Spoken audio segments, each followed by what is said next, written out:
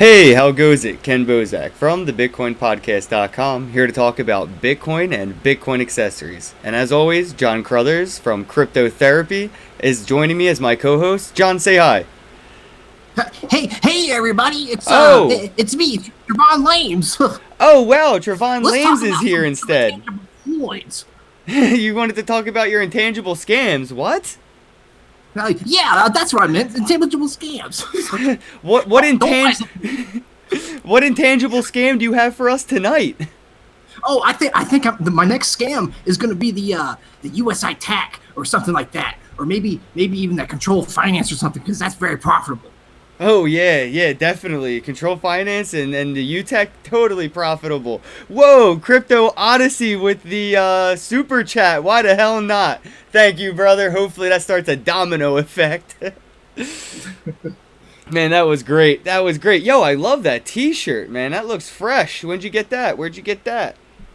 Hashing24 sent it to me, and it just came in the mail today. So, yeah. Oh, you got some fresh mail. They sent you that? You didn't have to like buy it or anything? No. I was worried about that. I wanted a Bitcoin T-shirt, and they were like, "Hey, you want a Bitcoin T-shirt?" So they sent me this one, and I was like, "Sweet, man." I really want to get more Bitcoin T-shirts, but it was fucking awesome that my first Bitcoin T-shirt was free. You know, that is actually really awesome. Your first Bitcoin shirt was free. That's funny that you mentioned, like, because like I feel like in the Bitcoin community, people are very charitable, and the shirt is an example, and the quality of our audio may sound a little bit better tonight. Maybe you don't hear the fan from my laptop, and that's because a viewer of the show donated 0.018 Bitcoin so we could purchase the license key for an application called Audio Hijack. So that's what we're using tonight for our audio, instead of my microphone picking up John speaking through the speaker of my laptop. That's why you hear all the dead air in the background. So yeah, man, that's awesome. We both got blessed. That's great. and hopefully today my Wi-Fi is a lot better. The issue last night I think was because I forgot to turn off my VPN service. Oh wow, you VPN genius. Yeah. I didn't want anybody looking in on what we were doing. Yeah, you wanted to make sure that was very private. Fucking live on YouTube, dude. That's great. Hey, Coin Alley. See, I'm getting better. Gamer Guy 420. Cryptotherapies in the chat. Who else is down here? We got Mr. Balls, as always. Thunder was first. How goes it? Gunawan, how are you? Good morning. It's nighttime. Where are you at? Thank you for tuning in. Shane Singleton, how goes it? Alright guys, so token talk. We're going to talk a little bit about basic attention token. That is an ERC20 token, I believe, yes. It is, what is that? Brave Browser did this ICO for this token that they wanted to use to basically pay off advertisers. So you could use basic attention token to have like a wallet in your browser, and as you surf the web, you could basically pay for a premium experience by, giving the ad company their little pennies here and there, percentages of pennies here and there, and you don't have to worry about seeing ads all over your browser when you're trying to just interact with Facebook. So I thought that was great. I kind of got a couple of them. I'm holding them just to see when I can actually use them in that application. John, you ever hear of basic attention tokens? Yes, I've heard of it, but don't know shit about it. Don't know. Well, luckily they have this little website button here, so we can check that out. But I did want to go over the fact that it is 13 cents at the moment. I think I got in at like 20 cents or 25 cents, something like that. And again, I just throw money at some things I think are neat, and I just like, all right, I bought that, I'm holding it forever. It's going to sit somewhere on my hardware wallet because I made a video that shows you how to hold your tokens on a hardware wallet, so you don't have to worry about the SEC or SCE, whatever, coming after your ICO tokens. Let's go ahead and look at the chart for the all. As you can see, we can go ahead and eliminate some of this information. Just check out, the volume was definitely high when it first came out, but you can see that price drop from about 35 cents down to what we have today. Good steady flows, but it looks like it's starting to consolidate around this price actually. So that's healthy. Let's go ahead and check out their website, see what kind of information they got on the token there. Don Crypto, what's up? Yo, homie. What up, Biggs? What's going on, dude? Are you holding any BAT? Yeah, I'm holding BAT. I got some basic attention tokens. Not that much. I might have threw like $50-ish, something like that. I don't know. I was just like, oh, that's cool. I could pay my browser to be all cool with ads. And I mean, I'm a YouTuber, so like ads are money. I get that. I make some money through ads. So I totally get that. So I don't want ads to just be blocked. I support that. So I'll pay for a premium experience. I pay for YouTube Red, and I thought it was so stupid up until my first week using it. And I'm like, yo, what happened to all the ads? Did my favorite YouTubers get demonetized? Like, why aren't you guys having ads in your YouTube videos? And I'm like, oh shit, that's right. I pay for the premium experience. So worth it. I don't have to sit through a 2.5-minute video to support, crypto therapy. I can do it just by buying YouTube Red, and I give you double the reward that you would get as not a YouTube Red contributor. So I actually contribute more to my favorite YouTubers, and I save so much more time not having to watch the ads just to do the support. So anyway, yeah, man, let's check out the video though for Basic Attention Token. This is like a little plug. I'm sure they won't get upset. It's a 3-minute video, guys, so enjoy.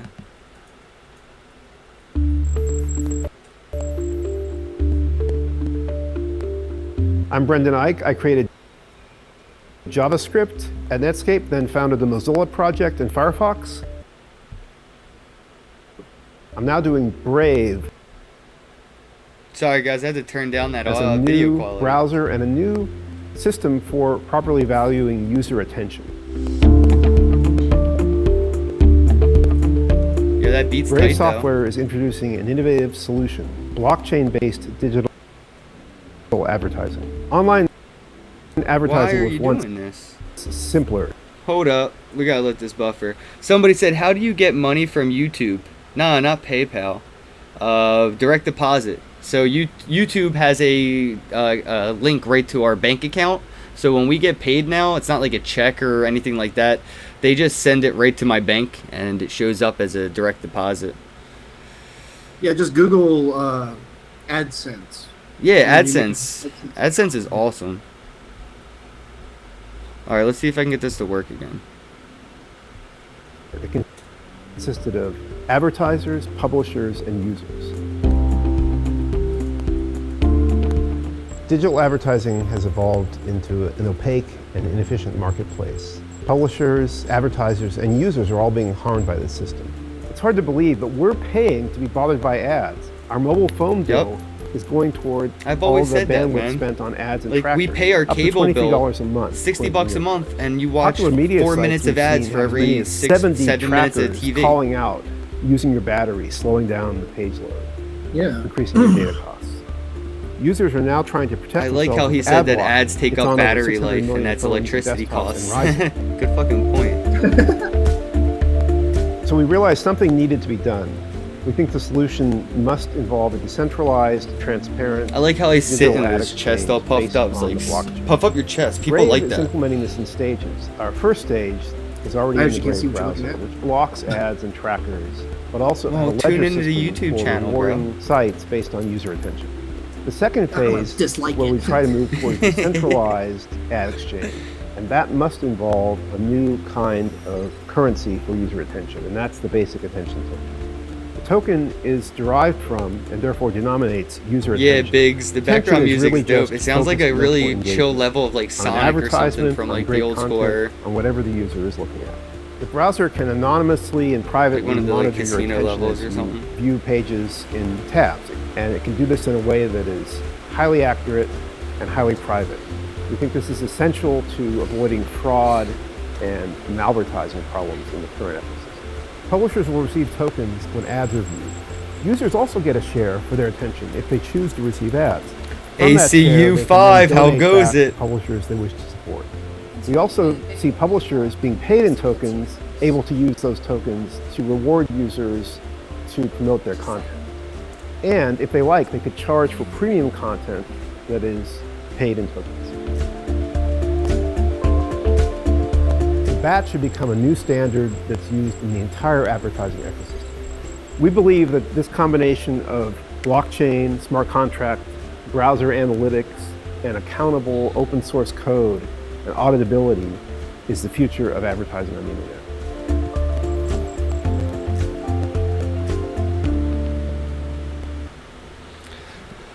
DM said, okay, so what's the potential profit we can make on this token? Let me introduce you to my show where I don't really tell you what to invest in or what will make you profit. I just talk about awesome projects involved in blockchain and the crypto industry. Profit-wise, though, I mean, I don't know. It could be great. Imagine if most people don't want to use Google Chrome browser because of all the ads, and they want to use the Brave browser, which is open source, just like Chrome. Anybody that wants to make an application for the browser, just like for Chrome app extensions, you know, Brave could have the same support eventually. And if people really prefer a premium experience with a browser, where they don't have ads and stuff like that without having to worry about an ad blocker, you know, could be really profitable if it picks up. Who knows? It's speculation at best. When anybody tells you that something's going to be profitable, it's speculation at best. And I don't really like to tell people what to do with their money. I just think it's a cool project. What about you, though, John? What do you think about basic attention tokens? While you were playing the video, I'm just reading a little bit, but seems kind of cool, I guess. But I have no idea how I would use it, or how to use it, or anything. Right. Yeah. I mean, like, imagine from my behalf. Yeah. Imagine if you had like you know, your browser, and just like you have your Jax wallet or something in your Chrome extension, you'd have a basic attention wallet in your Brave browser, and from there, you would just have it automatically, you know, sprinkle out some basic attention tokens through smart contracts every time ads got blocked. Basically paid to go away.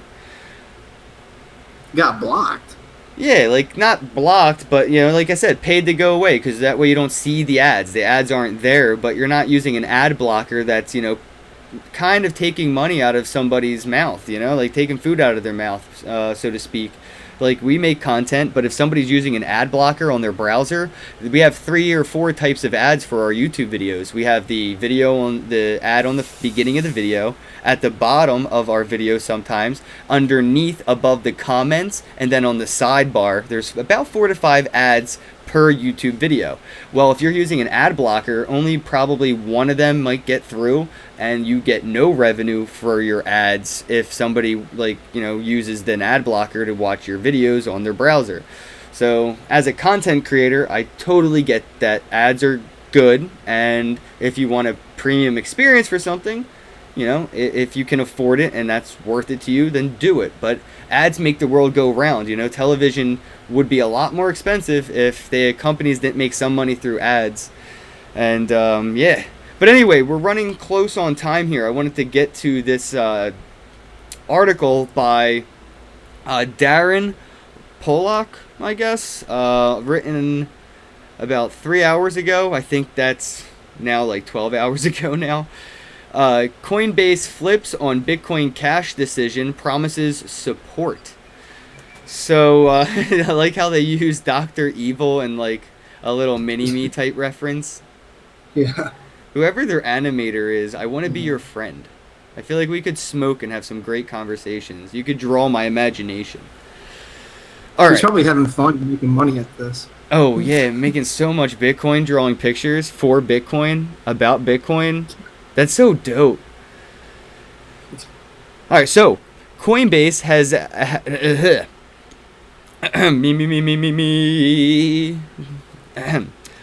Coinbase has had to put up with the ire of its users, as well as threats of a lawsuit in regards to the decision not to support Bitcoin Cash, and it looks as if the pressure has forced their hand. That's another, see, like that ire. Irie, it's like Damn, I looked up the. It's angry. It's like angry, man. Anger. Yeah. Anger. But like, I hate when people use stupid words like that. Like, you know. Anyway, in the lead up to the hard fork of Bitcoin on August 1st, which resulted in a new digital currency called Bitcoin Cash, many exchanges announced that they would not be supporting the fork, which was expected by to be a small event. In the end, Bitcoin Cash surged despite its low hashing power, hitting upwards of $700. I think I saw it to be like half a Bitcoin on Bittrex.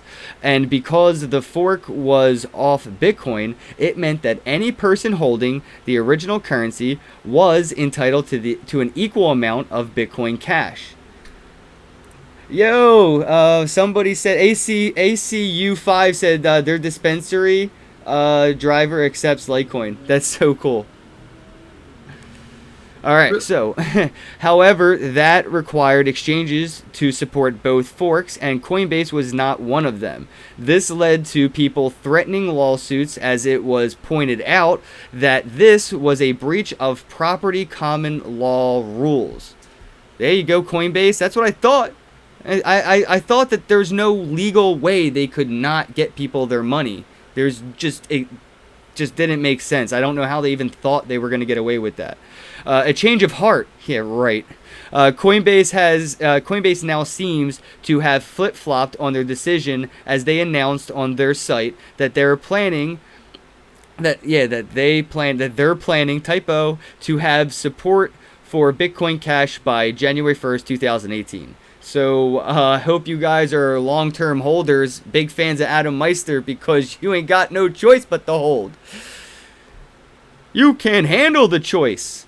Coinbase has spent the last couple of days since the fork evaluating the activity of both the forked currency and Bitcoin itself, seeing how the blockchain measures and if there's the appropriate level of mining activity. Liquidity can be determined through this, and that is vital. AC5U, cheers. Alright, so Coinbase has said that it was being cautious in not plunging headfirst into the controversial forked coin, stating it was balancing the technical stability, security, or compliance of Bitcoin Cash.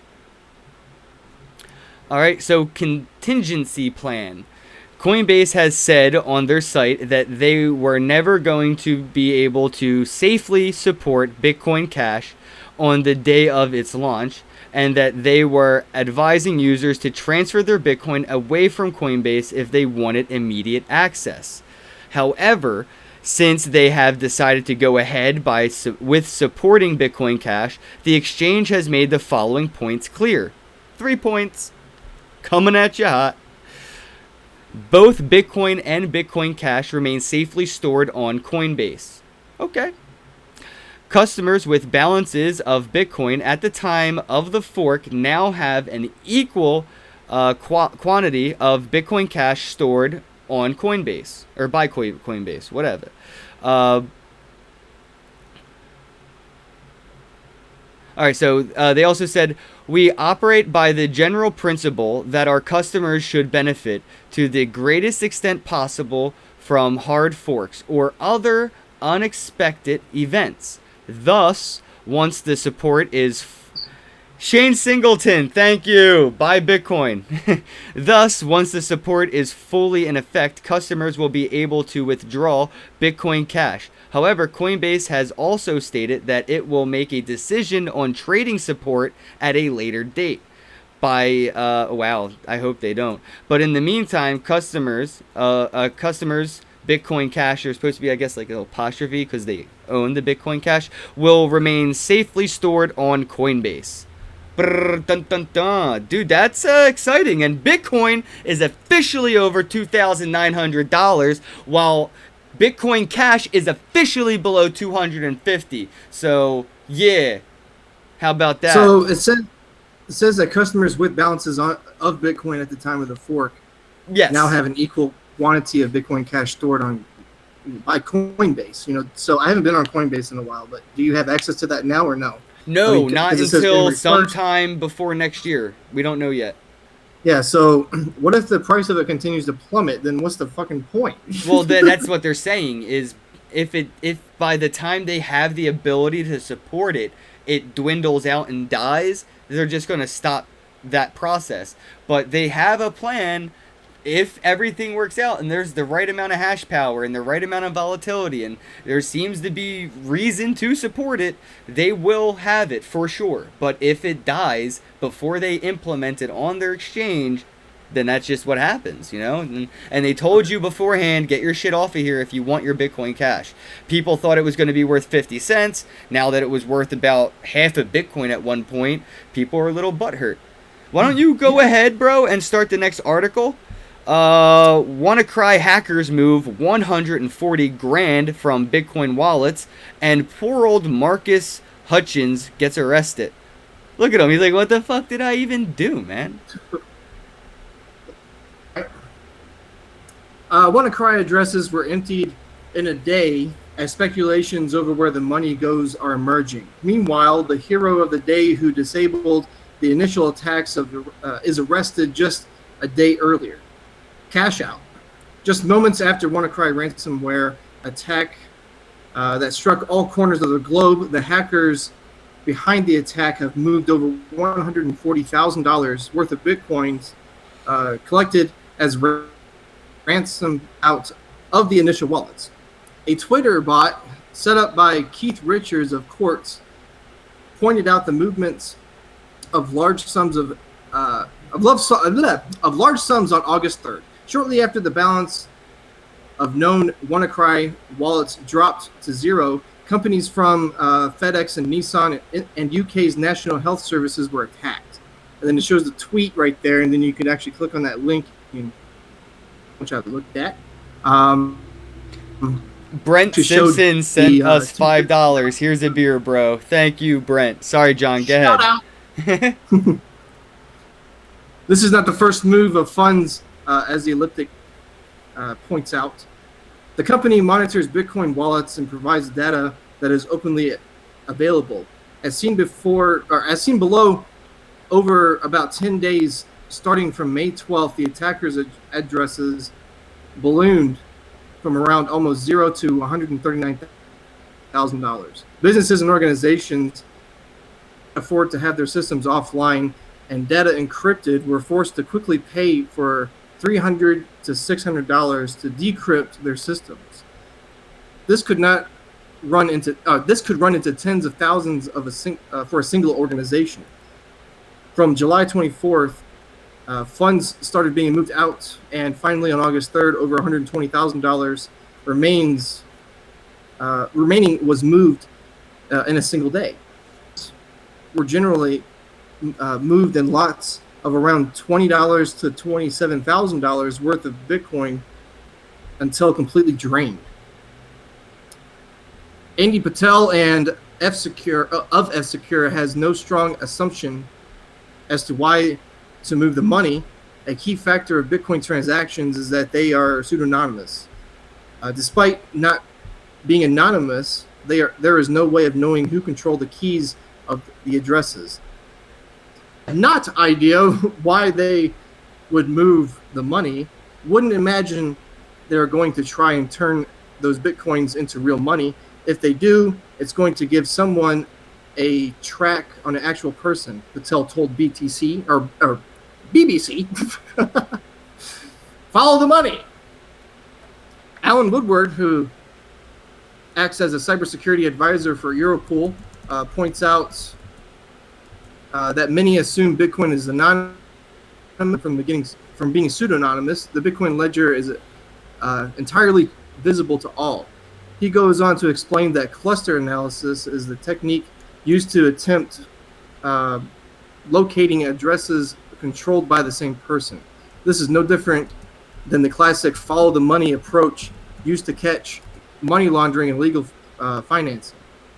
However, with the complexity of a digital currency, difficulty levels added. While there were assumptions as to where the money went and will go, some suggestions included swapping the for privacy-oriented Monero, or even running it through a mixer and try to lose the trail. Yeah, use bitmixer.io, bro. That's the. I was thinking Monero. Yeah. It should be noted that recently Alpha Bay was taken down, and the world's largest Bitcoin mixer suddenly closed doors. Shapeshift has since released a statement confirming that the attackers used their service to exchange Bitcoin for Monero, but did breach the term of service. Shapeshift's statement says, as of today, we have taken measures to blacklist all addresses associated with WannaCry attackers that are known to the Shapeshift team. As is our policy for any transactions we deem breach our terms of service. We are closely watching the situation unfold as to block any further addresses associated. Any transactions made through Shapeshift cannot be hidden or obscured and are thus 100% transparent, making laundering of any digital tokens impossible. They don't want that shit. So if you're associated with that shit, don't try to use Shapeshift, huh? Yeah, they're not gonna. Yeah, don't use that. Hero arrested. Meanwhile, Marcus Hutchins, who was the first cybersecurity to shut down the first attacks, accidentally arrested in the U.S. According to mainstream media, he has been accused of involvement in Kronos, which is a malware used to steal bank logins. Cointelegraph cannot confirm the validity of these allegations. The 23-year-old Brit was visiting Black Hat and DEF CON conferences. Fellow researcher Ken Beaumont tweeted, "It looks like the U.S. justice system has made a huge mistake." Yeah, they did. So, clue me in a little bit on this guy. Like, you said that poor Marcus Hutchins was arrested, and now this guy says a mistake. So what's up? Well, I mean, the mistake may be that he was in. They're saying that he was involved in, what was that again? WannaCry or Chrome? No, the steal. I can't go down there. Stealing from that last paragraph you just read. The accusations, the reasons why he was arrested, I think. But he stopped the WannaCry virus, I believe, from attacking it from the domain, which was, like, at the time I heard, like, so ingenious and clever and stuff like that. Maybe our guest will have some opinion on that. I'm trying to scroll down, but my computer's being super slow. Yeah, according to the mainstream, he has been accused of involvement with the Kronos or whatever. That part, I think, would be the mistake, man. I think that's the huge mistake. That they're not. This dude did the right thing. You know, some people hack for good, some people hack for bad, and he shut down one of the. I mean, you know what? He's probably arrested because he shut down a WannaCry virus that was using software that was designed by the NSA, so they could basically have access to whatever the fuck. So maybe that's why this dude got arrested. Well, it says that he's got involvement with Kronos. I mean, that's accused. There's no evidence. Allegedly. Yeah, exactly. The dude's 23 years old, and he single-handedly took down one of the most dangerous, ransomwares out there. They probably like put a black bag over his head or something. Oh yeah, he's gone. He should have fucking he should have got fucking Edward Snowden's cell phone number and got a fucking apartment next door to that guy in Russia. He should have been outie. As soon as he realized that the NSA basically created the WannaCry virus, he should have just been out. He should have ran. I mean, I know obviously he didn't make any money for doing what he did. He didn't say, send me money and I'll stop the virus. He just stopped it. And again, here's the United States government overstepping, stretching their fucking dick across the ocean and just smolly-whopping somebody and saying, we own you now. Anyway, we have a guest tonight, Ozzy, the BS filter. The man has no filter. He speaks his mind, and, if you need a safe space, now's the time to stop watching and go cuddle a teddy bear in your safe space, because, Ozzy ain't having that shit. Let me make Okay, sure everything is working and he has a functioning link to the show, and we should be good to go. What's going on, man?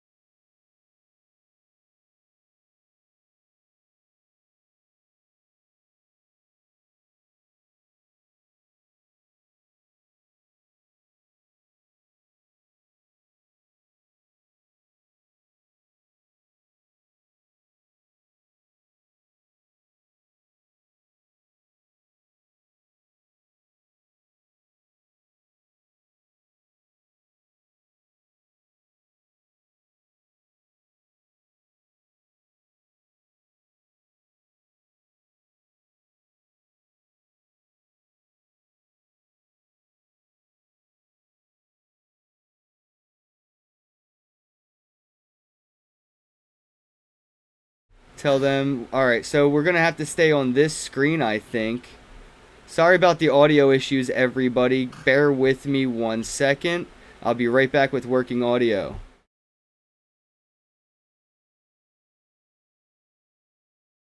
The one screen. Bam. Done. Check it out. We have audio on this screen. Sorry about that, Ozzy. Hey, so yeah, the audio you guys missed out on was everybody wore the same outfit to the party, and I'm sitting here with hair on my head. Anyway, Ozzy, in case people don't know, and I hope they do already, but if they don't, why don't you tell them who you are, how you got into crypto, and what you do now that you're in this space? All right, how you guys doing? Ozzy, I'm Ozzy. I have a channel here on YouTube called Ozzy the BS Filter. Basically, I don't really get into ICOs and all the new coins. I'm more of on the political side. Analyze the news and current events of the top three. I got into it by accident when I was in the hospital about 1.5 years ago.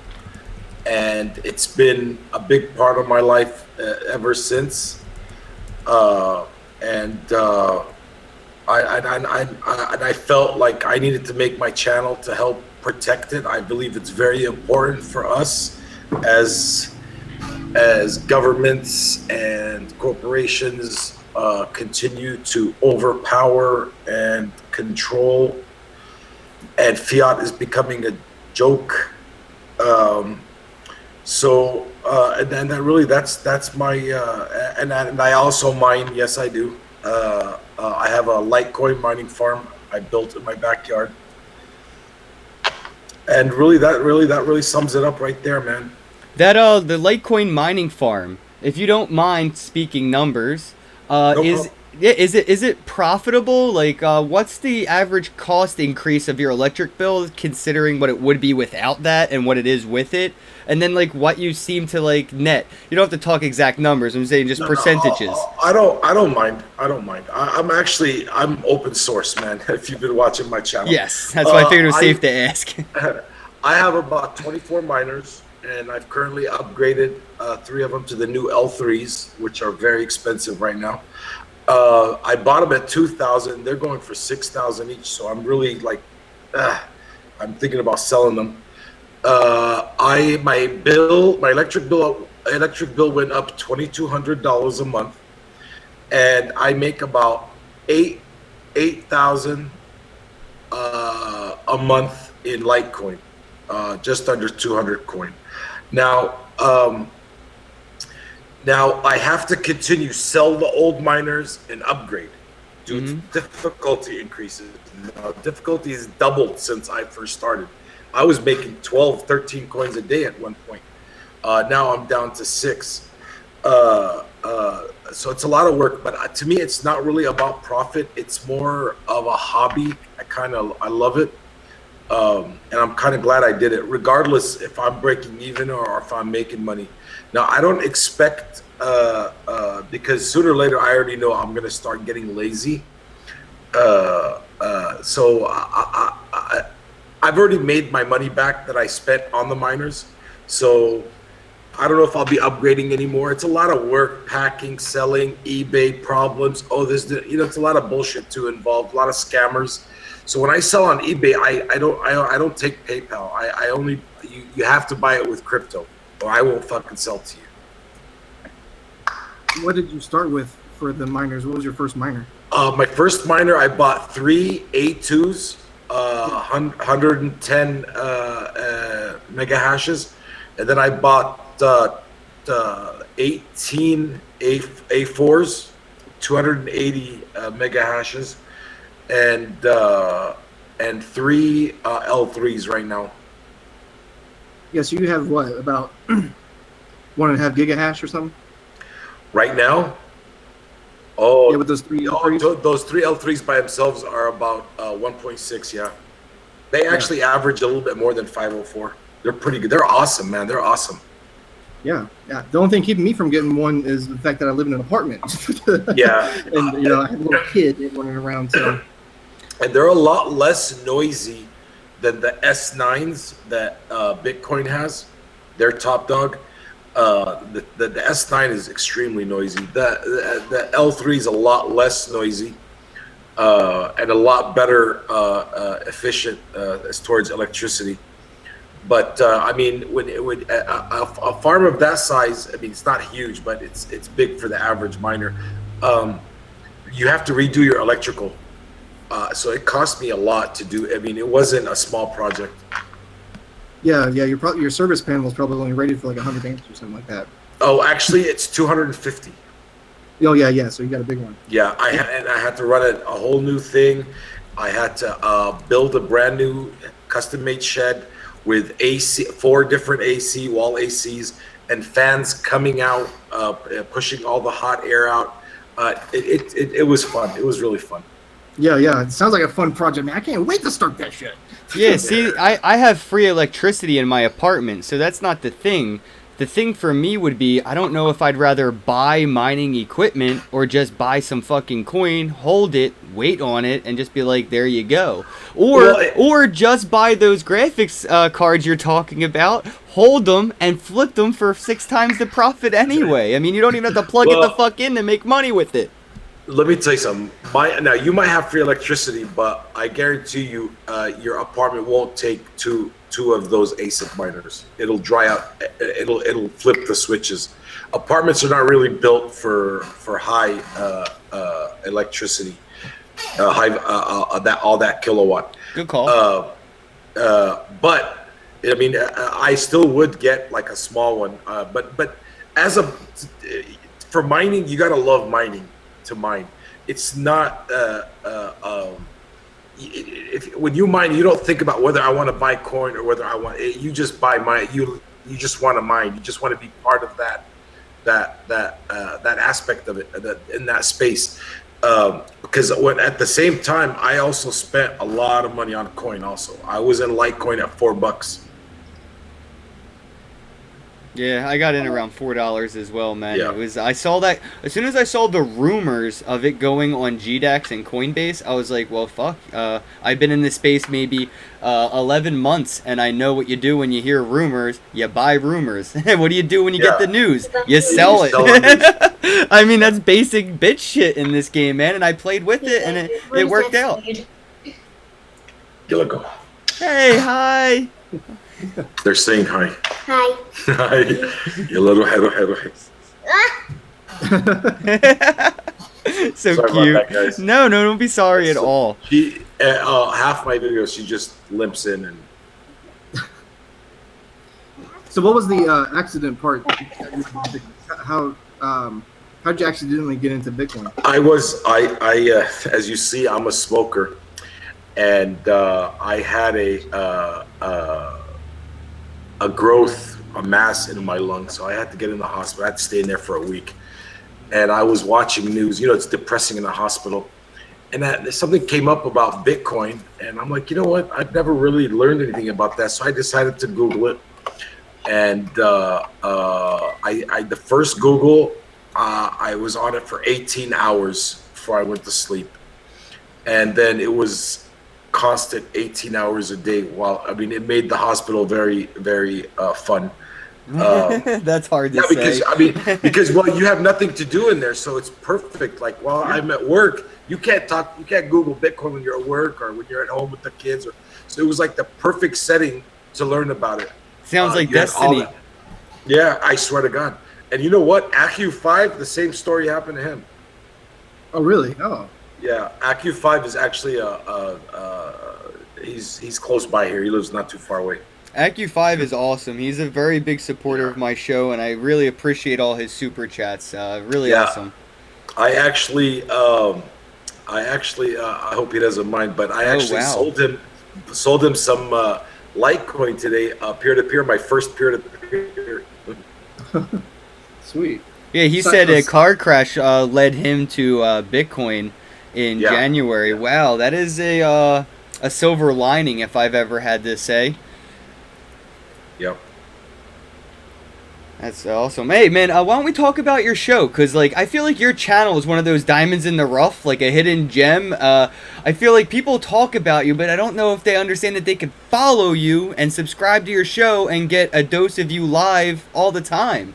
You're always in there talking to the chats, answering questions, which is awesome. I mean, that is probably one of the biggest unsung hero type things you can do in this space, is just be there for people to ask questions and be there to answer them, you know, with honesty, without biasness, without any agenda. It's not like you're sitting here saying, yeah, Dash is awesome, buy Dash, I don't know why, just do it, they have nodes and I bought a bunch of it before you asked me about cryptocurrencies. Like, that ain't the shit you're into. Why don't we talk about your channel, man?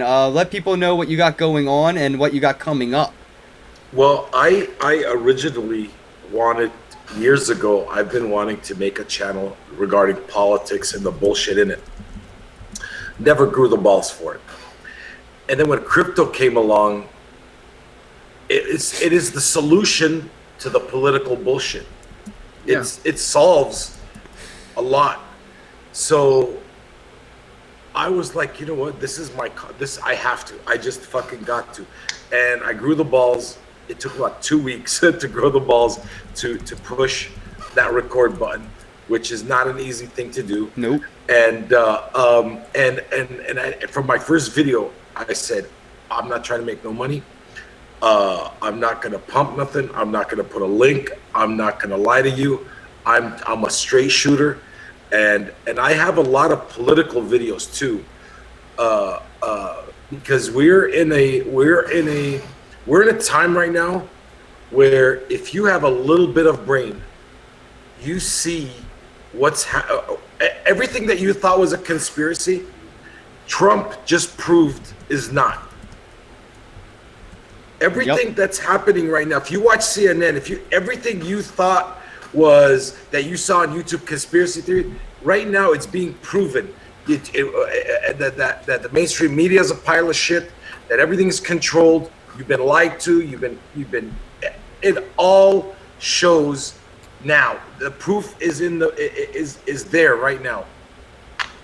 Yeah, we've been being manipulated since day one. I mean, that's just what the media's agenda has always been. I mean, you can look back to the past and you can see some of the things that the media would promote and try to encourage, and things that they would discourage. And at one point, you know, it's very common in America for the media to promote attacking African Americans or black men that were walking down the street with white women, and that was normal as shit because the media just kept telling you that that's life, that's how it is, you know, that ain't right. And now they just keep doing things like that in different directions. And I mean, I think the media is responsible for half the shit that happened all over the America last year with Ferguson and you know, everything. Really, it's just, I'm with you, man. We're definitely in a time where your eyes can just be opened and you're privy to all the information necessary to see through the bullshit. Like, a lot of people, they think that I support Trump because he's rich, he knew how to open hotels. Let me tell you why I support Trump. I support Trump because he took a fucking wrench and threw it into the whole fucking system. And it's so obvious. What is happening to him right now with all the bullshit that he's going through is a coup. The United States is under a coup. They are trying to overtake the presidency, and all these leftist democratic people that think he's a nut job are their eyes are closed. They're not understanding the truth, what is really going on. I don't care about Trump as a person. I care about Trump, the disruptor. I need him to clean house, but he's turned out to be a lot weaker than I expected from him. I thought he was going to be a little bit more tough. So we'll just vote for you next election. Yes, Ozzy for fucking president. You got my vote. Thanks, guys. So how do you think things like Bitcoin and projects that are being developed by blockchain industry in the blockchain industry by companies, how something that everyone keeps calling this the disruptive technology, how do you think the first wave of disruption will affect the mainstream media and the established governments? Well, I'll start with, let's say I was president. If I was president, every fucking vote for every fucking thing in the whole motherfucking country has to be on a fucking blockchain.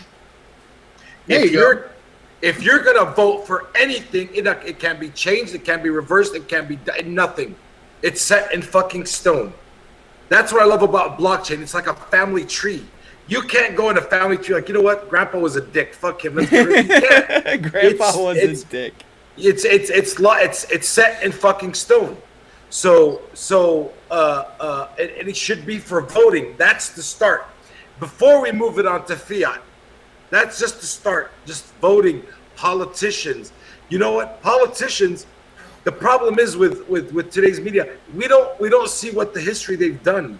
We don't look at what they've done in the past. If you go and really analyze what a politician is, like, why isn't he in prison? How has he been 30 years in Congress or in Senate or whatever? I think the blockchain is what's going to save our ass, to save this country that I fucking love, that saved me and my parents and my whole family tree, that saved us from a country it's horrible to Christians.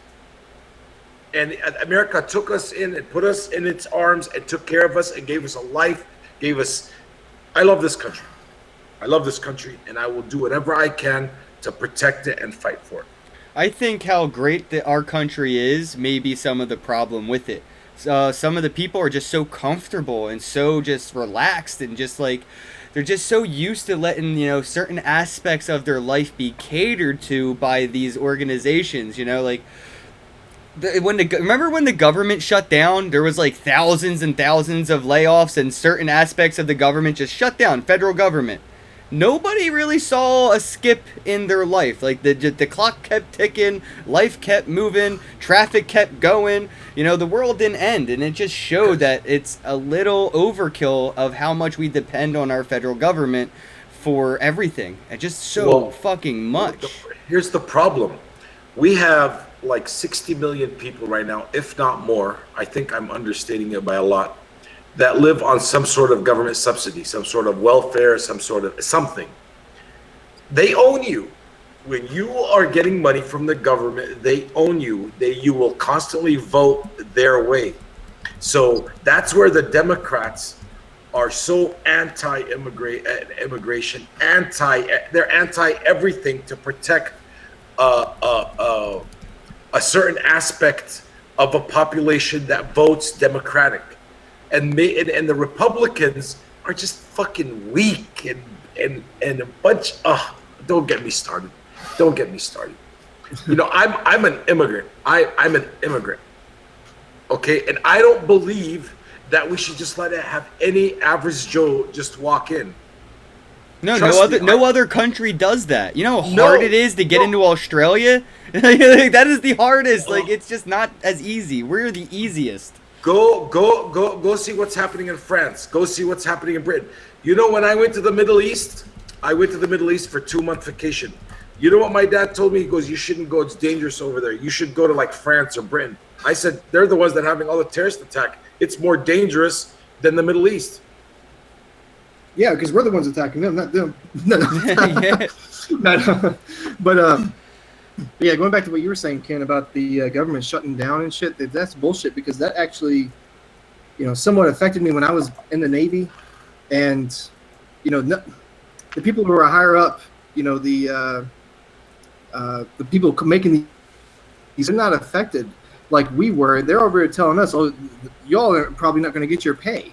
It's like, what the fuck? I'm down here turning wrenches and shit, and I'm not going to get fucking paid because you all can't handle your money.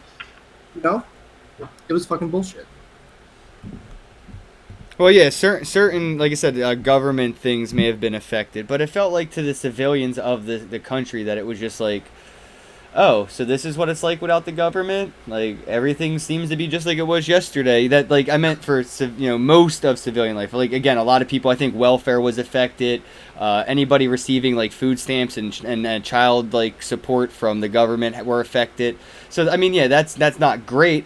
But without the government doing, like, overseeing that whole thing, I think that you would find communities, being stronger by grouping together and helping their local, helping their neighbor who may need support with their child or food stamps or, assistance. You would see the community come around and help. I mean, we have that with GoFundMe and Kickstarters. Beautiful. And well said there, brother. Well said. Thank you. Yeah, that's what I mean. But I said when we have overkill, there's a lot we could do for each other, but we disassociate with society and let the government come in and take over, and we just walk away from our responsibilities. How many people go outside and pick up trash off the street, even though you live on that street? You see trash out front, but who goes out front to pick it up? Nope, that's somebody else's job. My taxes pay for that. But then you're gonna bitch about paying for fucking taxes.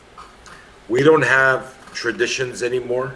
We don't have loyalty anymore. We don't have respect. We don't open doors for ladies. We don't do any of that shit. You know why? Because it doesn't make money.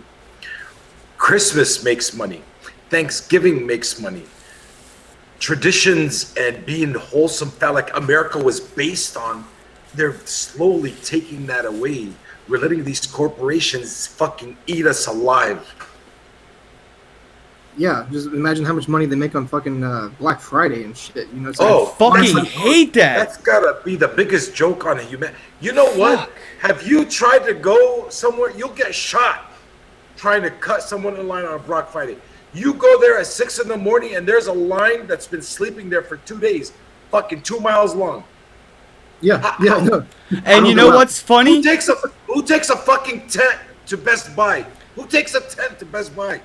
You know what's funny, Ozzy? There's no law that entitles people that camp out the right to be the first to enter the store. That's just an agreement upon the mob of people that got in line. If I show up in 5 minutes till open, I can stand in front of that door. I don't have to get in your weird, group consensus line that slept there for 6 days. I can just walk up 5 minutes before the doors open and be the first in the store because fuck you, you self-entitled prick. I didn't have a week to sleep in a tent.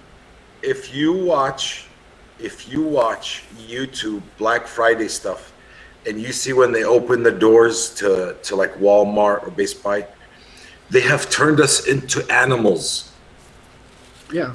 They have turned us into fucking herd of animals. We're not even human anymore. It makes me sick to my stomach. I swear, it makes me sick to my stomach. ACU5 said Black Friday on overstock with Bitcoin this year. That's one way to stay safe from the mobs. Can I answer someone on the thing, please? Yes, please. Is that Bill's? Bill said, yeah. Bill. Yeah, he said I'm anti corporations, but I'm pro Trump. Maybe you didn't hear me out. Let me elaborate. I don't like Trump for who he is, for his hotels, for the way he does business, I like Trump because he's a disruptor. He went and he stuck his dick into the whole fucking establishment. He did. He fucked everything up. Exactly. That's why I like Trump. I don't like Trump because he's gonna build a fucking wall. I don't like Trump because he's gonna lower my tax. Well, that'd be nice if he lowered my tax a little bit. I am in a higher bracket, but you want that criminal Hillary in there?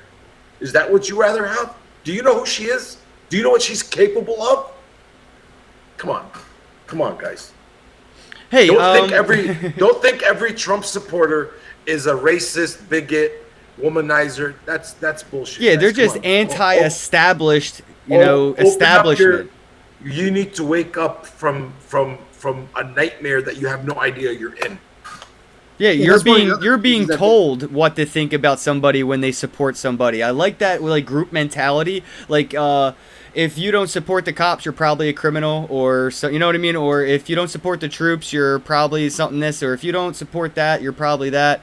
And some people have specific reasons for specific things. You can't just group a person into something. Like, I said something the other day, I can't remember what about. But it was something like, I was like, oh yeah, I've been saving money. It's really hard for this, that, and the other thing. And they were like, oh, you must have voted for Trump. And I didn't. I was just like, how do you get that from what I just said? Like, you just grouped me into a weird group in your own head because I said something. So like, that's the media again telling you what to think about somebody when they say something. So you don't have to do your own work and think on your own. No, and here's another thing. You ask him, like, okay, what has Trump done wrong since January 20 to 7/20? That's 6 months. Name one thing, one policy, one thing he did wrong. Go look at the Dow Jones. Go look at the economy. It's all record numbers right now. Go look at job increases. It's all record numbers right now. He has not done one bad thing since he's taken office. He's just weak. He's too busy fighting the media when he should be taking care of business inside. If I was him right now, I would have the United States military in every fucking senator's house under house arrest. You cannot fucking move. That's what I would do. John McCain has a brain tumor and he should be in the hospital. He left the hospital just to go shit on Obamacare, which fucked me over personally. Obamacare fucked me over personally. Imagine the millions of other people it did. No, you're right. You know what? Let's try it because we only have a couple minutes left. I want to try to center it back to cryptocurrencies. So I wanted to get your take on this most recent split. I mean, again, that does go back to politics. It's just politics and blockchain. What do you think about Bitcoin BTC and Bitcoin Cash BCH? Their blockchain, not just like, because they both technically share the same history. They're just solving a problem in two different directions moving forward. What do you think about that as a political stance of the blockchain? Well, the blockchain, I think the only difference is it doesn't have a copy key, and it's an 8 megabyte block. That tells me it's not a decentralized chain, a coin or whatever you want to call it. There's no developers behind it. We have some big money people supporting it because every time it's about to crash, it uncrashes. It's down to the low 200s right now. I personally wanted it to fail for several reasons. One of them being, we just created money out of thin air. It's the whole purpose of crypto is to fight that, to fight fiat, to fight creating shit out of nothing. And then I look, my greedy side of me, which everybody has, is like, well, fuck, I just made like $6,000, $7,000. I got 15 coins. So I'm like, wow, wait a minute. So I sold 5 for Bitcoin, and I kept 10 as an insurance policy, as a hedge. Yeah, I mean, it was technically free anyway, right? So I took a little bit of profit as well. Yeah, but do I see this chain? I mean, here, you got Jeff Berwick pushing it, pumping it. You got Roger Ver, you got the Bitmain or Ampool, whatever they call themselves, Jehan Wu.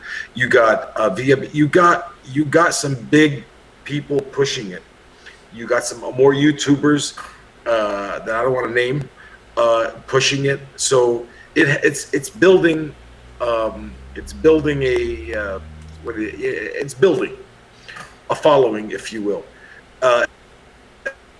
And that's just in case, but the chain doesn't seem to be stable.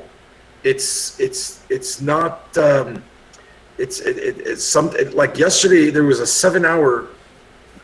It did 2 blocks in 1 hour, and then 7 hours before another block happened. Yeah, it's been a nightmare waiting for these confirmations, and that again is why a lot of people are speculating that the price hasn't plummeted even lower than it is because all the people trying to sell it are jumping through those hoops that Bittrex set up that are 20 confirmations. Yeah, and and you know what? And and it's been 4 days, and this is what I'm thinking. What I'm thinking is the people behind this chain, okay, have sway and colluded with some of the exchanges, so they can save the crash. They can extend it longer. So it crash. See, we all know it's going to go down to $50 or $100, but they don't want it to happen in a day. They want it to happen throughout the month, slowly, before to get to 100. So that way it stays there, and then it starts to move up from there or build from there. I think there's a lot of collusion. It's absolutely, it's a centralized coin. But will I sell my 10? Fuck no, I'm not stupid. I'm keeping it as an insurance policy, brother. That is a good insurance policy. Before we know it, it's right now it's sitting at $212 and just keep going down. Yeah. So at this rate, it could be there by tomorrow. But Bitcoin is flirting with 3,000. Yeah, it's $50 away. 70. Oh, over here it's 2,945 on Coinbase. Well, actually, if you go to cryptocurrency, coin market cap, and if you look at the market for it, and you'll see some people that are above 3,000. Like via PTC has it at 3,160. So there's some people that have it. Actually, not very many. OK Coin has it over 3,000. Ubit has it at 3,258. Bittrex has it at 3,003. So it's heading up. As long as people are cashing out their BCC, it's gonna go. So all we can do is say thank you there, Mr. Veer, or you, or Woo, or whoever the fuck is behind it. Via BTC really pushing Bitmain into it head first, kind of through power of say. Well, who's via BTC? An exchange. If you can see, they were like the first exchange that actually had it. Right, but who are they? I mean, we don't know who they are. Oh yeah, all good we point. know, it could be Bitmain themselves. They That's open what I an was exchange. Yeah. You don't think he has the money to open exchange? Shit. Okay, good point. That's a good point. So that you can play the blame game all day. Exactly. If it fails, that's via BT's fault, not us. All right, we're running up on our show here. John, do you have any last questions for Ozzy? I did at one point, and then I forgot and we moved on. Yeah. It was Celtics thing. Got to get a pen and paper for this, man. So for me, Ozzy, mine would be, there's a lot of new people that come to my show, and they're always asking me, what wallet should I use? And I like to ask my guests, what hardware wallet do you like to use, if any? And what software wallet do you like to use? And which one and why? Okay, I use two. And I use a Trezor, which I love and adore, and it took me less than 60 seconds to split my coin yesterday. That's number one. This is a Trezor? A Trezor. I love my Trezor. Yeah, this is Trezor. And then on my phone, to safe keep, like if I'm gonna leave it in there for a while, I'll use my Bread wallet. I've had it since the beginning, and it's stable. It doesn't require a confirmation to resend. It's an awesome wallet. It's fast. It's cheap. And then I also use btc.com for if I want to send an address to somebody I don't trust or something, I'll use that one. But I don't keep any coin in it. What's the Bread wallet? I hadn't heard of that one. It's here. I'll show it to you guys.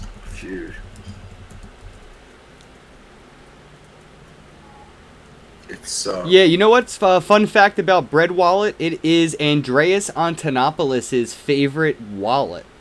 Oh, is it? I didn't even know that. Yeah, I got to interview him a long time ago, dude. I was like a Bitcoin baby. I think I was only in Bitcoin for like 2 months, and I somehow stumbled into that interview. You know what I would do if I were you? I would re-upload it brand new and put it up again as a brand new video. Yeah, maybe I should do that. I'm serious. You watch what happens to your subscriber list. Yeah, I got a gift from him. He sent me an autographed book somewhere. Yeah, it's up here. I have to get a shadow box for it, but I got his autograph on a book. Ozzy, the BS Filter, thank you so much for coming on my show, brother. I know you're a busy man. Thank you so much for asking me, man. That was awesome, man. Me and you don't always see eye to eye, but and if I didn't respect you and I didn't love your show, I wouldn't disagree with you. Dude, I appreciate I appreciate all the criticism you've ever given me. If anything, by listening to it, it made me a better YouTuber. So I appreciate that, man. I really do. Cold hard honesty, when it isn't coming out of a place of hate, can be growth. It becomes constructive criticism. And as long as somebody isn't sensitive, when you give them information, it either goes from an insult to advice. You know what I mean? So I appreciate the advice. And you have no idea how much I respect the fact that you took it like that, man. Not very many men that call themselves men can take that like that. Hey, I was going to ask you one thing real quick. I was watching your live stream where you're doing the 10 Litecoin giveaway, and you said you were going to be doing an interview with somebody from BitConnect. Yeah, that interview is tomorrow at 12 o'clock. I've been getting asked a lot. They want my opinion on BitConnect. And I'm not the kind of guy that just goes around calling stuff a scam, like Tone Vase does. He just calls everything a scam. So I decided, and I did some homework and found, somebody has a head on his shoulders and pumps it. I mean, he does a show every day about it. So, and he accepted my invitation to come on my show and get asked pressuring questions. And, I'm not going to play with him. I'm gonna get down to the facts, and the show's gonna be called The Truth of Bitcoin, the truth about Bitcoin. So I want to let me tell you, from the research I've done so far, it's got to be the most sophisticated and smartest Ponzi I have ever seen. I mean, these guys are going to put Madoff to bed. Yep. But we got to give the benefit of the doubt, get them on the show. I want to learn more, and we'll go from there. Good. Awesome. I'm looking forward to it. You said it was tomorrow at what time? And that is Pacific, right? Yeah, tomorrow at noon Pacific time. Yeah. Noon Pacific time. Awesome. Yeah, he's in another part of the world. Well, I'll make sure I'm in the live chat. I hope to see some of you guys there as well. Don't forget, in the description box below under guest, there is a link to Ozzy, the BS Filter. Click the link in the description box below. Subscribe to Ozzy. There's a link as well to John, Cryptotherapy. Make sure you're subscribing to these guys. Thank you to everybody. Thank you for all the super chats today, guys. I really appreciate that. It means a lot. It really helps me make the show more like every day. I'm doing this every day. And by the way, everybody, the super chats as of recently are basically going towards John's new camera. So, from me and John and the show, thank you for all the super chats. And John got that new camera. It's going to be paid for as soon as YouTube gives me the funds. So, again, I really appreciate that. What was that? So I really appreciate that. You didn't have to do all that, but yeah, I'll take it. Thank you. Yeah, dude, no problem, man, for sure. Part of the show, man, and you helped me get the super chats as well. All right, guys, make sure you subscribe to everybody. Subscribe to me. Click the linky, thumbs up, and have a day. Thanks a lot, guys. John, we were live? It was a pleasure. We were live the whole time?